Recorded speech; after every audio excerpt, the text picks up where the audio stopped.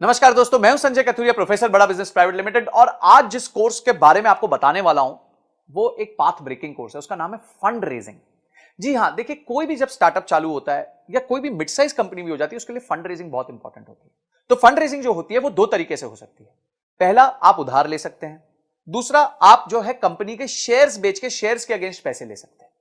तो आप कौन से तरीके से जाना चाहेंगे, ये आपको ध्यान रखना है। तो इस कोर्स में हमने बताया कि अगर आप शेयर्स बेच के पैसा रेज करना चाहते हैं तो किन किन चीजों का आपको ध्यान रखना है।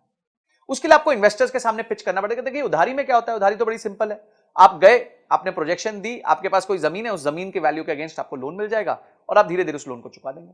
पर जो निवेशक होता है, जो आपकी कंपनी में इक्विटी लेता है, वो आपके साथ पार्टिसिपेट करता है, आपके दुख सुख का साथी होता है।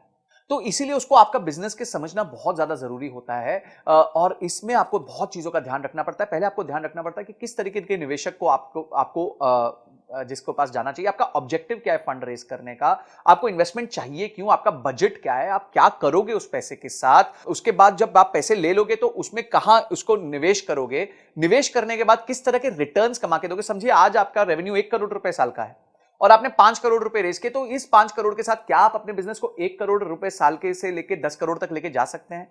ये सारी चीजें आपको ध्यान रखनी पड़ेंगी, आपको अपने निवेशक को समझानी पड़ेगी, स्टोरी समझानी पड़ेगी कि क्यों आपका बिजनेस इतना अच्छा है। क्या क्या स्टेप्स होते हैं फंड रेजिंग में, बूट स्ट्रैपिंग क्या होती है, बिना फंड रेजिंग के कैसे बिजनेस चल सकता है, इन्वेस्टर्स को जब आप पिच करते हैं तो कैसे करते हैं, कैसे उसके उसके फ्रेमवर्क्स भी दिए हमने, पिच स्टैंडर्ड पिच डेक्स भी दी हुई है कि कैसे पिच डेक बनानी चाहिए। उसके बाद आपके प्रोटोटाइप्स क्या होते हैं पिचिंग के, आपके टर्म शीट क्या होती है, ड्यू डिलिजेंस क्या होता है जब लोग आपके बिजनेस को आके समझते हैं। उसके बाद किस तरीके का पेपर वर्क होता है, आपका शेयर होल्डर अग्रीमेंट क्या होता है, शेयर सब्सक्रिप्शन अग्रीमेंट क्या होता है, कंपनी की वैल्यू कैसे तय की जाती है कि भाई ये कंपनी 100 रुपए की है कि 200 रुपए की है।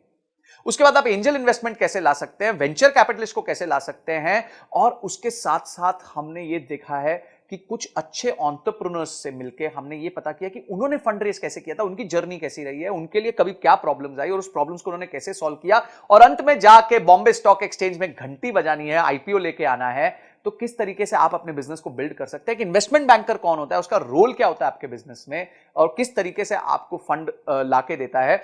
आप उसके बाद इन्वेस्टर रिलेशंस कैसे मैनेज करते हैं, जब निवेशक बोर्ड पे आ जाता है उसके साथ कैसे अपना आप रिलेशन मैनेज करेंगे। ऐसी 32 पावरफुल वीडियोस हमने बनाई हैं जिसमें case studies, examples, real life cases हमने लिए हैं, जिसको आप यूज करके फंड रेजिंग कर सकते हैं। तो बाप रे, इतना सुनने के बाद ही आपको मन करना चाहिए कि मैं इस कोर्स को अनलॉक कर लूं, इमीडिएटली अनलॉक कर लूं और जाके सारे वीडियोस को ध्यान से पढूं, उसको इंप्लीमेंट करूं और उसके बाद उसके रीडिंग मटेरियल्स को पढ़ के उसको और डीप में समझूं। तो ये सारी चीजें हमारे एक ही कोर्स में इतना सब आपको मिल जाएगा, इतनी सारी आपकी प्रॉब्लम सॉल्व हो जाएंगी। आपका गोल है अगर कि कंपनी के लिए फंड रेज करना है तो आप इस वीडियोस को देख के बहुत अपने आप को इक्विप कर सकते हैं, प्रिपेयर कर सकते हैं। इसके साथ हमने 450 फंड्स की लिस्ट भी दी है जिनको आप अप्रोच कर सकते हैं, उनके फोन नंबर के साथ, उनके किसको आपको अप्रोच करना है उसके साथ। ये सारी चीजें हमने इसके साथ फ्री रिसोर्सेज दिए हुए हैं। तो इमीडिएटली जो है एक्शन लीजिए, क्योंकि एक्शन के बिना कोई परिवर्तन नहीं आएगा, कोई चेंज नहीं आएगा। तो आपने इस वीडियो को देखा, आपने इस कोर्स को अनलॉक किया और आपने ये तय किया कि इस कोर्स को देखने के बाद मैं फंड रेज में और ताकतवर हो जाऊंगा।